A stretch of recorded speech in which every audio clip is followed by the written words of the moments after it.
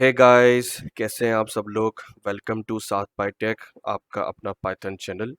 दोस्तों, हमने लास्ट अपने वीडियो ट्यूटोरियल में पाइथन ट्यूटोरियल में इनपुट प्रोसेसिंग एंड आउटपुट के बारे में पढ़ा था। बिल्कुल ही बेसिक था वो। और उसमें हमने ये सीखा था कि हम किस तरह अपने प्रोग्राम में यूज़र इनपुट देते हैं, किस तरह प्रोग्राम रन करते हैं।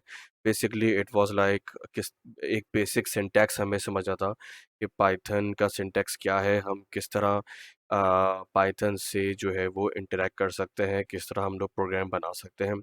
तो बेसिक एक सेशन था वो हमारा। अभी से जो है हम लोग जो है ये decision structures and Boolean logic का टॉपिक आज से पढ़ेंगे। आज से थोड़ा एक लॉजिक टच देंगे, हम एक लॉजिकल कंसेप्ट आज हम बिल्ड करेंगे कि किस तरह हम जो है यहाँ पे कंडीशनल सेंटेंस बना सकते हैं। कंडीशनल क्या होते हैं। तो आज के जो टॉपिक हैं, आज हम हमारा जो टारगेट है वो आज का 3 टॉपिक हम स्टडी करेंगे। जिसमें नंबर 1 आप देख रहे हैं the if statement, the if else statement, comparing the strings. बाकी 4 5 6 हमारा टारगेट है कि हम जो है ये नेक्स्ट अपने ट्यूटोरियल में इसको समझाएं। वैसे तो हम इसमें भी पूरे 6 के 6 टॉपिक डिस्कस कर सकते हैं, लेकिन अ, हमारी ख्वाहिश ये है कि हम बिल्कुल धीरे धीरे से जाएं, कोई जल्दी नहीं है, बिल्कुल आराम से ग्रेजुअली हम इसको समझें और पढ़ें। तो द इफ स्टेटमेंट क्या है। The concept behind the if statement is the if statement is used to create a decision structure which allows a program to have more than one path of execution. If the if statement causes one or more statement to execute only when a boolean expression is true. सबसे पहले तो समझना है कि ये Boolean किसे कहते हैं। तो बूलियन जो वर्ड है ये बेसिकली डिस्क्राइब करता है ट्रू एंड फॉल्स। यानी कि आप कोई भी डिसीजन लेते हैं, आप अपनी नॉर्मल लाइफ में कोई भी डिसीजन लेते हैं, कहीं जा रहे होते हैं, तो आपके पास मल्टीपल डिसीजंस होते हैं लेने के। लेकिन आप उस डिसीजन पे को फॉलो करते हैं जो आपको बेहतर लगता है, जो सही लगता है, जो फिजिबल होता है, जिसकी कंडीशन ट्रू होती है। ठीक है।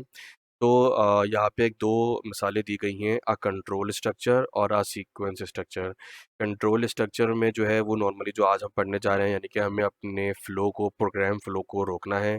कोई ना कोई कंडीशन देनी है, किसी न किसी मोड पे हमें से कंट्रोल करना है कि वेदर ये प्रोग्राम सही है, गलत है, क्या हम डिसीजन सही ले रहे हैं, नहीं ले रहे। अ सीक्वेंस स्ट्रक्चर जिस तरह के प्रोग्राम आप देख रहे हैं कि बना हुआ है कि हमने नेम एंटर किया, एज एंटर करी, और हमारे पास सिंपल नीचे प्रोग्राम जो है वो एग्जीक्यूट हो गया और हमारे पास नेम एंड एज एग्जीक्यूट हो गई। लेट्स से ये कंसेप्ट जो है लास्ट सेशन में हमने पढ़ा इनपुट प्रोसेस एंड आउटपुट में, कि हम किस तरह यूज़र से इनपुट लेते हैं कीबोर्ड से, और किस तरह हम इसको डिस्प्ले करवाते हैं, किस तरह प्रिंट करवाते हैं। तो लेट्स से साद और अली। तो यहाँ पे हमने देखा ये सिंपल जो है ये क्या कह रहा है, input okay, what is your age. अच्छा सॉरी, मैंने जो है वो वहाँ पे मुझे एज पूछनी, मैंने अपना नाम डाल दिया। सो रन वंस अगेन, उसने एरर दिया कि आपने नंबर डालना है, अपनी एज लिखनी है साद, और एज लेट्स से 30। ठीक है। तो ये हमारे पास साद और 30 एज आ गई। ओके। सो ये बेसिकली जो कंसेप्ट है ये सीक्वेंस स्ट्रक्चर है, इसमें कोई लॉजिक नहीं है, इसमें कोई कंट्रोल नहीं है, हमने सिंपल नेम एंटर किया और एज एंटर करी हमने। ठीक है, और ये सिंपल सीक्वेंस में चला और हमें इसने एग्जीक्यूट करके दे दिया। सो ये बहुत ही सिंपल था। अब डिसीजन स्ट्रक्चर क्या है, किस तरह हम अपने प्रोग्राम को ये बता सकते हैं कि कंडीशन ट्रू है या फॉल्स है। तो ये आप फ्लो फ्लो चार्ट डायग्राम देख रहे हैं। इसमें जो इसकी हेडिंग है basically a simple decision structure. ठीक है। तो यहाँ पे जो एरो आ रहा है, यहाँ से हमारा प्रोग्राम स्टार्ट हो रहा है। ये जो रोम्बस बना हुआ है या स्क्वायर कह लें, जो भी है। सो ये बता रहा है कि बाहर सर्दी है, कोल्ड आउटसाइड। ठीक है। अब अगर बाहर सर्दी है तो आपने जब घर से बाहर जा रहे हो तो आपने कोट पहनना है, कोई आपने गर्म कपड़े पहनने हैं। ठीक है। अगर बाहर सर्दी नहीं है, यानी कि कंडीशन फॉल्स है, तो आपने जैसा आपकी मर्जी, चाहे जो आपने क्लोथ पहने हुए हैं, अगर आपको सर्दी नहीं लगती है, अगर स्ट्रांग है, तो आपको कुछ पहनने की ज़रूरत नहीं है, कोई ऊपर से कोई कोट नहीं पहनना, कोई जैकेट नहीं पहननी, तो आप उसके बगैर बाहर जा सकते हैं। तो यानी कि जो कंडीशन है वो बेसिकली है कोल्ड आउटसाइड, अगर बाहर सर्दी है। तो जब अगर आएगा तो वहाँ पे दो कंडीशन आती हैं, ट्रू एंड फॉल्स। जब भी इफ़ एंड एल्स की बात हो तो वहाँ अगर है, अगर नहीं तो मगर है। तो अगर के साथ मगर लगा हुआ है, अगर कंडीशन ट्रू है तो आपने बाहर जाने पहले कोट या जैकेट पहननी है। अगर कंडीशन फॉल्स है यानी कि बाहर सर्दी नहीं है तो you can go as you wish. ठीक है, तो यहाँ पे नीचे का स्टेटमेंट बताया गया है कि आपने इफ़ कंडीशन किस तरह लिखनी है, स्टेटमेंट आएगा और वहाँ पे प्रोग्राम ख़त्म कर देंगे। नीचे आ रहा है एक और, a decision structure that perform three action if it is cold outside. तो यहाँ पे एक और ये भी एक सिंपल प्रोग्राम है, लेकिन यहाँ पे कंडीशन भी एक है क्योंकि बाहर सर्दी है। लेकिन जब कंडीशन ट्रू हो रही है तो वहाँ पे आपको तीन एक्शन लेने हैं। पहले तो आप एक एक्शन ले रहे थे यानी कि आप सिर्फ कोट या जैकेट पहन रहे थे। यहाँ पे अगर कंडीशन ट्रू है तो आप ट्रू कंडीशन में यहाँ पे बताना चाह रहे हैं कि आप एक नहीं एक से ज़्यादा स्टेटमेंट ले सकते हैं कंडीशंस ट्रू होने के बाद। जो भी आप कोड लिख रहे हैं तो उसमें आप यूज़र इनपुट या लॉजिकल चीज़ें जो है ना वो एक नहीं बल्कि मल्टीपल डाल सकते हैं। अभी तो हम सिर्फ सीख रहे हैं कि किस तरह हमारी कंडीशन बनती है। जब हम सिंटैक्स स्टडी करेंगे तो वहाँ पे मज़ीद क्लियर होगा। तो यहाँ पे दिखा बताया गया कि अगर यहाँ पे बाहर सर्दी है तो कंडीशन ट्रू है। आपने कोट वेयर करना है, हैट वेयर करनी है और ग्लव्स वेयर करना है। यानी कि ट्रू कंडीशन में you have to wear a coat, you have to wear a hat and you have to wear a gloves. अगर बाहर गर्मी है या वेदर थोड़ा सही है तो आप को ज़रूरत नहीं है, आप जैसे नॉर्मल कपड़ों में आप जा सकते हैं। ठीक है, तो Boolean expression and relational operators, यानी कि जब आप बूलियन के बारे में पढ़ रहे हैं तो वहाँ पे जो उसके ऑपरेटर्स आते हैं यानी कि जो कंडीशन को ट्रू एंड फॉल्स करते हैं या ट्रू एंड फॉल्स बनाते हैं, ठीक है, तो उसको हम कहते हैं रिलेशनल ऑपरेटर्स। यहाँ पे एक टेबल दिया गया है रिलेशनल ऑपरेटर्स का। ठीक है, तो नॉर्मली आपने अगर माइक्रोसॉफ्ट एक्सेल पे काम किया हो या फिर आपने मैथमेटिक्स में स्टैटिस्टिक्स में काफ़ी सारे वर्ड प्रॉब्लम सॉल्व किए होंगे तो वहाँ पे ये greater than, equal to and equal to, less than equal to and not equal to शायद हम इससे फेमिलियर ना हो, लेकिन हम स्टार्टिंग के 5 ऑपरेटर से तो सिमिलर फेमिलियर हैं। ठीक है, तो relational operators greater than, less than, greater than equal to, less than equal to और इक्वल टू। तो ये ऑपरेटर्स हैं जो कि डिसाइड करते हैं कि क्या कंडीशन ट्रू है, क्या क्राइटेरिया मीट कर रहा है। तो ये आपके डिसीजन को ट्रू एंड फॉल्स करेंगे। ठीक है, अच्छा यहाँ पे बताया गया है कि हम किस तरह पढ़ते हैं इनको। इस एक्सिस ग्रेटर देन वाई, इस एक्सिस लेस देन वाई, इस एक्सिस ग्रेटर देन और इक्वल टू वाई, इस एक्सिस लेस देन और इक्वल टू वाई, इस एक्सेस इक्वल टू वाई, इस X is not equal to Y. तो not equal to first time आ रहा होगा आपके इस लेक्चर में या आपने इससे पहले एक्सेल में काम किया तो वहाँ पे भी ये ऑपरेटर यूज़ होता है। मतलब ये बताता है कि कंडीशन जो भी ट्रू हो रही है तो उसको फॉल्स कर देता है या फिर जो भी डिसीजन हम उस पर ले रहे होते हैं। ठीक है, तो let's go to the example और हम चेक करें। यहाँ पे हमें दो वैल्यू दी हुई है। एक एग्जांपल है, एक्स की वैल्यू 1 है और वाई की वैल्यू 0 है। तो यहाँ पे सबसे पहले हम चेक करेंगे कि ये कह रहा है x is greater than y. यहाँ एक्स वाई से ग्रेटर है तो मेरे ख्याल से कंडीशन ट्रू है, ये हमें ट्रू लिख के देगा। तो ये हमारे पास बूलियन एक्सप्रेशन आ गई। एक्स बिल्कुल बड़ा है, 1 है, वाई 0 है, तो x is greater than y. बिल्कुल पहली वाली कंडीशन सही है। दूसरी वाली हम इसको अनकमेंट करते हैं और चेक करते हैं कि क्या y बड़ा है x से। नो, तो ये फॉल्स है। इसको हम एग्जीक्यूट करेंगे तो हमें फॉल्स देगा। ठीक है, यहाँ से हमने देखा। इसी तरह यहाँ पे हमने तीन वेरिएबल्स दिए हुए हैं, x is equal to 1, y is equal to 0, z is equal to 1। और यहाँ पे हम जो यूज़ कर रहे हैं यहाँ पे पास 4 बोनस एग्जांपल्स हैं। सबसे पहले कह रहा है कि क्या x बड़ा है और बराबर है y के। बड़ा है, बिल्कुल है, ये पहली कंडीशन ट्रू है। बराबर तो खैर नहीं है लेकिन बड़ा है तो यहाँ ट्रू आएगा। ठीक है, ओके। तो दूसरी बोनस एग्जांपल पे जाते हैं। ये कह रहा है कि क्या x बड़ा है और बराबर है z के। बिल्कुल बराबर भी है और मतलब इक्वल है और मतलब बड़ा भी है। ठीक है, तो बिल्कुल ट्रू आएगा, यहाँ पे भी कंडीशन सही है। थर्ड है x is less than is equal to z, यानी कि एक्स ठीक है बराबर है, छोटा तो नहीं है, तो यहाँ पे भी ट्रू होगी कंडीशन। और लास्ट है, क्या x छोटा है और क्या बराबर है y के? नहीं, x बड़ा है, 1 है और y 0 है, तो ये कंडीशन ना ये छोटा है ना बराबर है, तो ये कंडीशन फॉल्स है। ठीक है, तो इस तरह हम जो है यहाँ पे ऑपरेटर्स को चेक कर रहे हैं कि किस तरह हम लोग बूलियन ऑपरेटर्स को यहाँ पे कंडीशन ट्रू एंड फॉल्स बना सकते हैं। ओके, ये सिंपल है, इज इक्वल्स टू का है। तो यहाँ पे हमारे पास दो ही बोनस एग्जांपल्स हैं। तो सबसे पहले हम चेक कर रहे हैं कि क्या x बराबर है y के? बिल्कुल नहीं, x 1 है और y 0 है। इसको रन करते हैं तो फॉल्स आ गया। दूसरा कह रहा है क्या x बराबर है z के? बिल्कुल, दोनों 1 है तो ये ट्रू होगा। ठीक है, नॉट इक्वल टू यानी कि इसको हम अपने लॉजिक में यहाँ पे पढ़ते हैं। तो x 1 है, y इज इक्वल टू है, y इज इक्वल 0 है, z जो है 1 है। कह रहा है कि क्या x is not equal to y, क्या x y के बराबर नहीं है?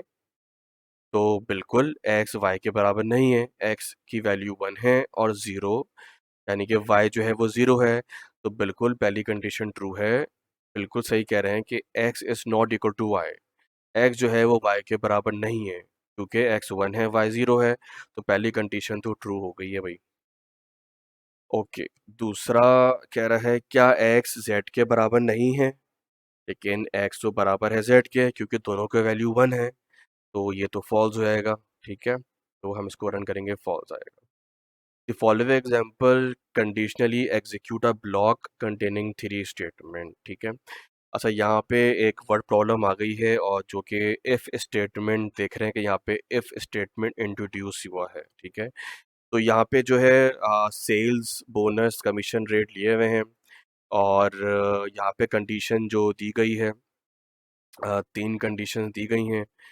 और इसमें सबसे पहले सेल्स की अमाउंट अगर आप देख रहे हैं तो वो 55,000 रुपीज़ आ रहा है, या वॉट एवर जो भी यूनिट आप समझ रहे हैं। तो 55,000 है, वहाँ पे लिखा हुआ, कह रहे हैं if sales is greater than 50,000, अगर सेल्स 50,000 से या 50,000 से बड़ी है तो बोनस मिलेगा 500 रुपये का। ठीक है, अभी बोनस की बात हो रही है, सिंपल, अभी कमीशन रेट को मत देखें। तो अगर सेल्स बड़ी है 50,000 से, और तो आपको बोनस मिलेगा 500 रुपये का, और कमीशन रेट जो है वो 0.12 है, यानी कि एज्यूम कर लिया 12% है। हमारी ऊपर सेल्स कितनी हुई है? 55,000 की। तो जब कंडीशन ट्रू होगी तो ये पूरा जो नीचे फॉर्मूला आ रहा है ये एग्जीक्यूट होगा, अगर कंडीशन ट्रू है। और हम देख रहे हैं कि कंडीशन बिल्कुल ट्रू है।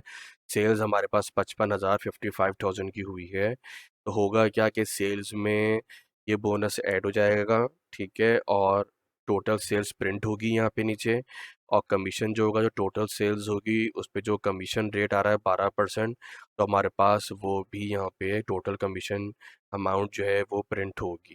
ठीक है, तो इसको एग्जीक्यूट करते हैं, और ये कंडीशन ट्रू है। कंडीशन ट्रू हुआ तो पूरा जो भी नीचे फॉर्मूला लिखा हुआ है या प्रिंट फंक्शन है, प्रिंट कमांड है, तो सब नीचे एग्जीक्यूट होगी। और बिल्कुल कंडीशन हमें ट्रू लग रही है, क्योंकि सेल्स 55,000 है और कंडीशन दी हुई है कि if sales is greater than 50,000।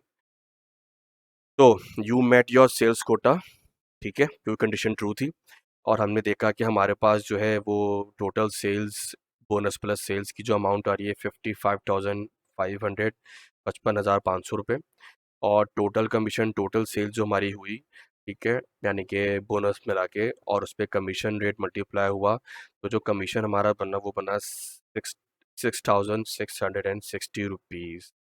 अगर लेट से हम इस कंडीशन को फॉल्स करते हैं, हम ना लेते हैं 49,000, जो कि 50,000 से कम है, यानी कि 1,000 रुपये कम है, तो ये पूरा कुछ भी रन नहीं होगा, क्योंकि कंडीशन फॉल्स है। जब कंडीशन फॉल्स होगी तो प्रोग्राम एग्जीक्यूट नहीं होगा। ठीक है, यहाँ पे सिर्फ हम कंसेप्ट ये दे रहे हैं कि कब प्रोग्राम एग्जीक्यूट होता है और कब नहीं होता। तो इसको हम दोबारा रन करते हैं, तो आपने देखा ये एग्जीक्यूट हुआ, लेकिन नीचे वाला जो भी पोर्शन है वो, जो प्रोग्राम है, जो फॉर्मूला में लिखा है वो रन नहीं हुआ। ठीक है, सो कंडीशन ट्रू करने के लिए हमें 50,000 से ऊपर ही अमाउंट लेनी है। अगर 51,000 लेंगे कंडीशन ट्रू हो जाएगी और प्रोग्राम एग्जीक्यूट हो जाएगा। एक और एग्जांपल है, टेस्ट एवरेज एग्जांपल है। यहाँ पे प्रोग्राम जो है वो 3 टेस्ट स्कोर लेगा और उसको डिस्प्ले करेगा, उनका एवरेज। और यूज़र को कॉन्ग्रेचुलेट करेगा कि आपका जो है एवरेज ज़्यादा है या जो भी है, जो हमने हाई स्कोर से कंपेयर करेगा जब आपको बताएगा। तो हमने हाई स्कोर लिखा हुआ है 80, यानी कि कोई कॉलेज स्कूल है, उन्होंने कहा हुआ है कि हमने एवरेज सेट करना है कि जिस कैंडिडेट का स्कोर 80 से ज़्यादा आएगा तो वो जो है ना उसको कॉन्ग्रेचुलेट करेगा, this is a great average, ठीक है। और यहाँ से यूज़र से 3 इनपुट ले रहा है, आपको उसके 3 टेस्ट स्कोर के यूज़र इनपुट करने हैं। यहाँ पे एवरेज का फॉर्मूला लगा हुआ है, टेस्ट 1 टेस्ट 2 टेस्ट 3 डिवाइडेड बाय 3, क्योंकि 3 टेस्ट स्कोर हम यूज़र से ले रहे हैं। अगर ये कंडीशन ट्रू होगी, जो हमने ऊपर एवरेज लिया हुआ है, यानी कि एवरेज जो बन के आ रहा है यहाँ पे, जब ये टेस्ट होगा greater than N is equals to high score, जो हमने हाई स्कोर ऊपर लिया हुआ है, तो वहाँ पे जो है ना ये हमें कॉन्ग्रेचुलेट करेगा, ठीक है। और यहाँ पे हमें प्रिंट एवरेज स्कोर, जो भी एवरेज बन जाएगा वो भी हमें शो करेगा। तो लेट से हम पहले इस कंडीशन को ट्रू बनाते हैं। पहले एक टेस्ट लेते हैं 85, 82 और थर्ड के 90। तो हमारे पास एवरेज बन रहा है 85.6, जो कि हाई स्कोर जो हमने कंडीशन दी हुई 80 की उससे ज़्यादा है, क्योंकि जब एवरेज हमारे पास यहाँ पे आया, इस वेरिएबल में स्टोर हुआ कितना 85.66, तो 85.66 यहाँ पे टेस्ट हुआ जहाँ कंडीशन है। तो 85.66 is greater than and equal to high score, जो हाई स्कोर हमारा था 80। तो कंडीशन जब ट्रू हुई तो उसने आपको कंग्रेचुलेट किया और कहा कि this is a great average. अगर हम इस कंडीशन को फॉल्स करना चाहें तो एवरेज ख़राब कर देते हैं, 80 ले लेते हैं, देन 75 ले लेते हैं और अभी 60 ले लेते हैं, तो हमारे पास 71 आया। इसने यहाँ तक एग्जीक्यूट किया, बाकी यहाँ से एग्जीक्यूट नहीं किया क्योंकि कंडीशन फॉल्स हो गई। जब ये 71.66 एवरेज पे आया तो ये स्कोर ज़्यादा नहीं था इससे हाई स्कोर से। तो आप हाई स्कोर भी चेंज कर सकते हैं, ठीक है। और अ, अपना एवरेज, यानी कि जो भी क्राइटेरिया है जिस इंस्टीट्यूट का, कॉलेज का, यूनिवर्सिटी का, वो अपना क्राइटेरिया भी चेंज कर सकते हैं ताकि ये कंडीशन उसके हिसाब से, हाई स्कोर के हिसाब से वेरी करे और डिस्प्ले करे, ठीक है। अब यहाँ पे दे if and else statement introduce करवा रहे हैं कि इफ़ एंड एल्स स्टेटमेंट, क्योंकि हमने ऊपर पढ़ा सिर्फ इफ़, एल्स अभी इंट्रोड्यूस नहीं हुआ। तो यहाँ पे जब इफ्स की बात कर रहे तो हम हमेशा बात कर रहे थे अगर कंडीशन ट्रू हुई या अगर कंडीशन फॉल्स हुई। तो ट्रू कंडीशन में तो हमने ये समझा और ये देखा कि सिर्फ इफ़ ट्रू कंडीशन में चलता है, लेकिन अगर फॉल्स में भी हमें कुछ देखना है कि भाई कंडीशन फॉल्स हो रही है, तो फॉल्स में हम क्या करें, तो वहाँ पे हमने एल्स इंट्रोड्यूस किया। अगर कंडीशन ट्रू नहीं है, फॉल्स है, तो हम फिर कहाँ जाएं, तो हमने वहाँ पे एल्स इंट्रोड्यूस किया। An if and else statement will execute one block of statement if its condition is true or another block if its condition is false। तो ये एक सिंपल एक फ्लो चार्ट डायग्राम है जिस पे हम बता रहे हैं कि टेम्परेचर अगर लेस देन 40 है, तो आपने बताना है आ लिटिल कोल्ड इजंट इट। और अगर टेम्परेचर जो है वो मतलब लेस देन 40 है, और अगर सॉरी अगर ज़्यादा है तो वो बताएगा कि क्या सर्दी है गर्मी। और अगर लेस देन 40 है तो nice weather we are having, यानी कि वो प्रिंट करेगा, ठीक है। तो 40 से ज़्यादा जो है वो जाहिर सी बात है गर्मी होती है, और 40 से कम होगा तो अच्छा वेदर होगा।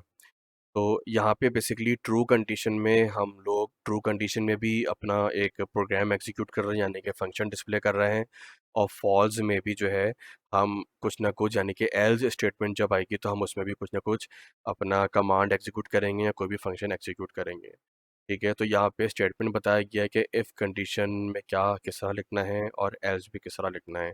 तो अभी हम आगे इसका एक प्रोग्राम बनाएंगे और आपको समझाएंगे किस तरह ये जो कंडीशन है इफ एंड एल्स स्टेटमेंट किस तरह वर्क करती है। When you write an if and else statement follow these guidelines for indentation. बिल्कुल प्रोग्रामिंग में हमें दो चीज़ों का बड़ा ख्याल रखना है इफ एंड एल्स स्टेटमेंट में, कि हमें इफ में भी इंटेंडेशन फॉलो करनी है, हमारी कमांड प्रॉपरली अलाइन हो, और एल्स स्टेटमेंट में भी फॉलो करनी है। जब इफ़ एंड एल्स आएगा तो इफ़ के नीचे एल्स आएगा और स्टेटमेंट जो है वो टैब स्पेसिंग फॉलो करनी, यानी कि इंडेंटेशन। इंडेंटेशन क्या होती है, जैसे आपने ऊपर देखा कि ये जैसे ही हम सेमी कॉलन यूज़ करते हैं तो हमारी प्रिंट एक स्पेस आता है, वन फिंगर स्पेस है, तो हम इसे टैब स्पेसिंग कहते हैं। तो इंडेंटेशन ऐसे कहते हैं कि ये मार्जिन से थोड़ी दूर होती है ये फंक्शन। जब भी हम कोई कंडीशन देते हैं सेमी कॉलन के बाद जब एंटर करते हैं तो हमारा कर्सर यहाँ से स्टार्ट होता है, ठीक है, ऑटोमेटिकली। एक सिम ये मतलब ये इंडेंटेशन फॉलो हो रही है। इसी तरह आपने if and else statement follow करनी है। जब आप सेमी कॉलन पर एंटर करेंगे तो आप देख रहे हैं यहाँ पे गैप है, स्टेटमेंट यहाँ से होगी, एल्स जो है वो बिल्कुल इफ के नीचे आएगा, और आप टैब स्पेसिंग से फॉलो करेंगे इंडेंटेशन, तो प्रॉपर ये अलाइन होगा। यहाँ पे एग्जांपल दी गई है इफ एंड एल्स स्टेटमेंट में। ऑटो रिपेयर पेरोल है, variables to represent the base hours and the overtime multiplier. यहाँ पे हफ्ते के 40 घंटे दिए गए हैं कि आप जो है वो एक किसी वर्कशॉप में हैं या किसी ऑटोमोबाइल कंपनी में हैं, और अगर आप हफ्ते के 40 घंटे दे रहे हैं तो आपकी ये बेसिक आवर्स हैं। अगर आप ओवर टाइम दे रहे हैं यानी कि 40 से ज़्यादा दे रहे हैं तो जो एक्स्ट्रा आवर्स होंगे यानी कि 40 घंटे से ज़्यादा होंगे, अगर 5 घंटे हैं तो 5 घंटे मल्टीप्लाई होंगे 1.5 फैक्टर से। ये मल्टीप्लायर है ओवर टाइम का, तो ओटी लिखा है, ओवर टाइम मल्टीप्लायर। तो आपने दो इनपुट ले रहे हैं, आवर्स ले रहे हैं और पे रेट ले रहे हैं, यानी कि आप उनका जो पर आवर पे रेट देते हैं वो क्या है, ठीक है। तो यहाँ पे आपने कंडीशन लिखी है कि अगर घंटे बेस आवर से ज़्यादा हैं, जो कि 40 हैं, ठीक है, 40 हैं, तो आपकी कंडीशन ये जाएगी, यानी कि आपने क्या करना है, सबसे पहले ओवर टाइम आवर्स निकालना है, ठीक है। ओवर टाइम आवर्स यानी कि 40 को माइनस कर देंगे बेस आवर्स से, यानी कि पूरे जो घंटे हैं ना आपके, जैसे 60 घंटे आपने लिखे हैं कि एक बंदे ने 60 आवर्स दिए हैं, तो 60 आवर्स माइनस बेस आ जाए, 60 माइनस 40, तो ओवर टाइम आवर्स कितने दिए हैं, 20 आवर्स, यानी कि 20 घंटे ज़्यादा दिए हैं। अगर 40 आवर्स हमारा बेस आवर्स है तो आपने 60 घंटे दिया, नहीं, ये 20 घंटे ज़्यादा दी, ठीक है। तो अब आप क्या होगा कि ओवर टाइम आवर जो है, यानी कि ओवर टाइम मल्टीप्लाई हो जाएगा पे रेट से, जो भी आपका पे रेट है, और फिर वो मल्टीप्लाई हो जाएगा ओवर टाइम मल्टीप्लायर से। तो आपके पास ओवर टाइम पे की अमाउंट यहाँ आ जाएगी, और फिर वो ओवर टाइम की जो अमाउंट है वो ऐड हो जाएगी किस में, आपके बेस आवर्स में यहाँ पे ऐड हो जाएगी, ठीक है। यानी कि बेस आवर्स भी जो है उस पर भी कोई ना कोई पे रेट लगेगा, तो आपकी जो ओवर टाइम है वो यहाँ पे ऐड हो जाएगा और आपके पास टोटल ग्रॉस पे यहाँ पे आ जाएगी, ठीक है। तो करते हैं, इसको रन करते हैं। सबसे पहले तो हम एंटर करते हैं 40, ठीक है, और 40 हमने एंटर किया और हम देखते हैं कि आर्ली पे रेट लेट से ₹2 या $2 हैं, ठीक है। तो यहाँ पे हमने ओवर टाइम आवर्स नहीं हुए, यानी कि 40 घंटे थे, एक बंदे ने 40 आवर्स ही सबमिट करे हैं, तो सिंपल यानी कि यहाँ पे कंडीशन फॉल्स हो रही है, हम डायरेक्ट एल्स पे आ जाएंगे, यानी कि हमारे जितने भी घंटे थे 40 आवर्स हमारे बेस आवर्स, वो हमारे पे रेट से मल्टीप्लाई हो जाएंगे। तो आपने देखा हमारे पास यहाँ पे $80 आ गए, तो ओवर टाइम था ही नहीं, बेस आवर्स ही 40 थे और उसने 40 आवर्स ही दिए। लेकिन अगर मैं ओवर टाइम करता हूँ 45, यानी कि 5 घंटे ज़्यादा दिए, 45 आवर्स दिए हैं, और पे रेट वही है मेरा $2, तो हुआ क्या कि सबसे पहले 5 घंटे यहाँ पे आए ओवर टाइम, ठीक है, वो पे रेट से मल्टीप्लाई हुए, जो कि 2 5 ज़ा 10, और ओवर टाइम मल्टीप्लायर, यानी कि अगर हम 10 को 1.5 से ऊपर ले जाएंगे तो हमारे पास शायद ₹15 बनेंगे, ठीक है।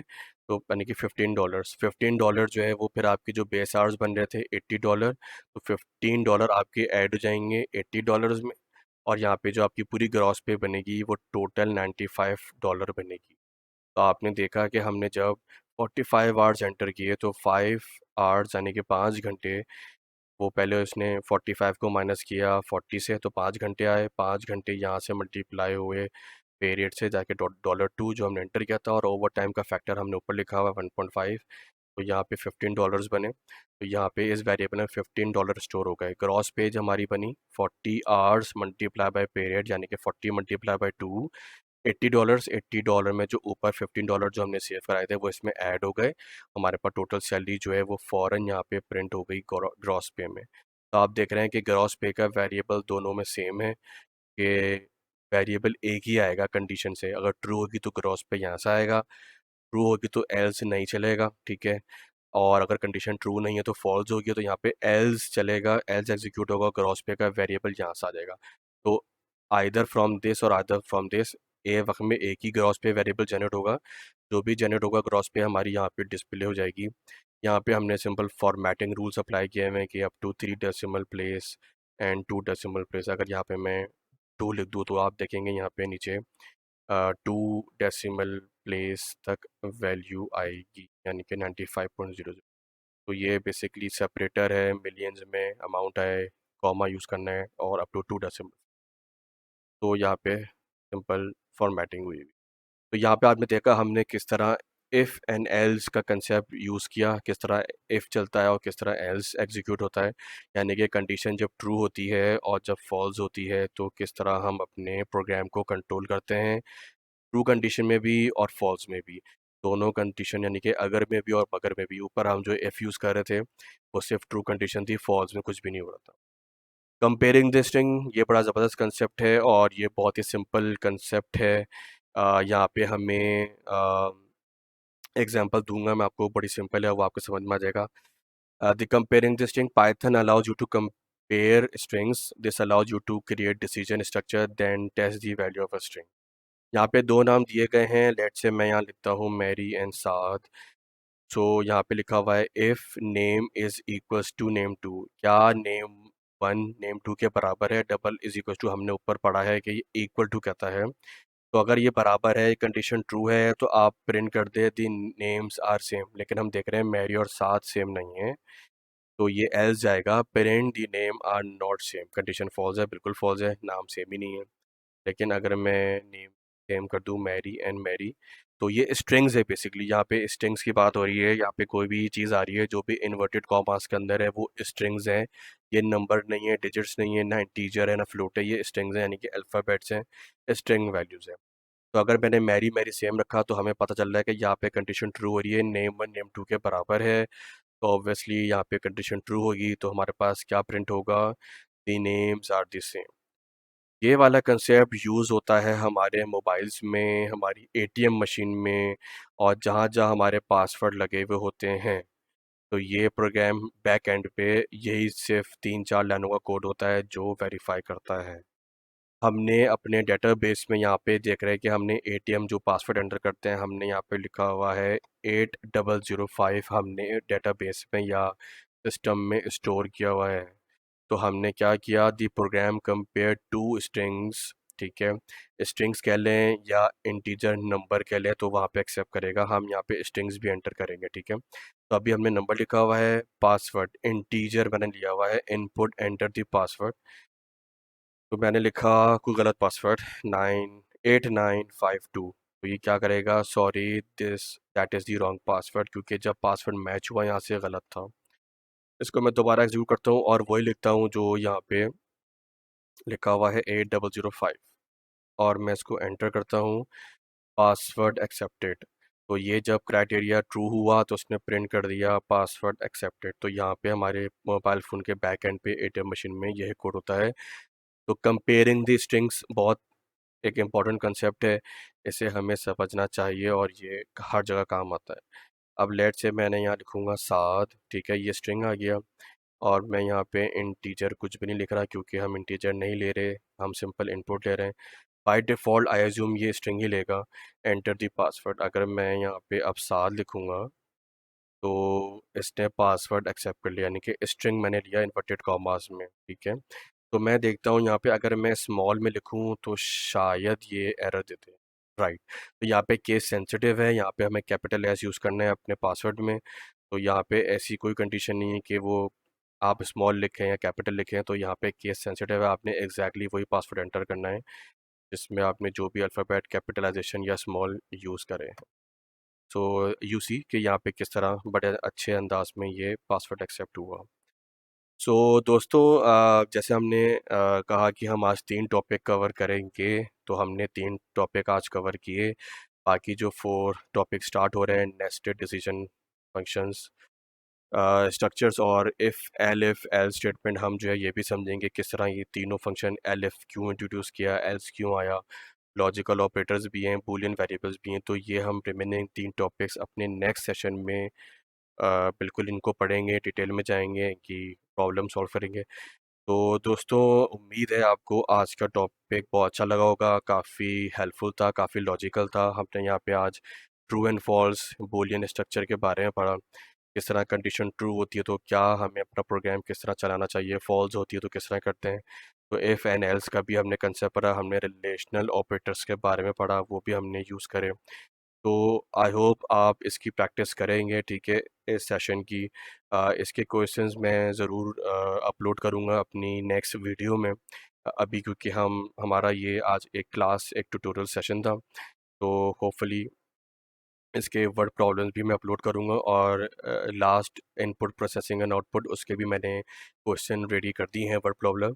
तो वो भी बहुत जल्द वीडियो उसकी अपलोड होगी। और बिल्कुल आप मेरा चैनल लाइक करें, सब्सक्राइब करें, क्योंकि जो भी वीडियो अपलोड होगी आपको डेफिनेटली उसका नोटिफिकेशन आएगा। अपने कमेंट्स का इजहार ज़रूर करिएगा, कोई भी क्वेश्चन हो, कोई भी फीडबैक हो, कमेंट ज़रूर करें कमेंट बॉक्स में।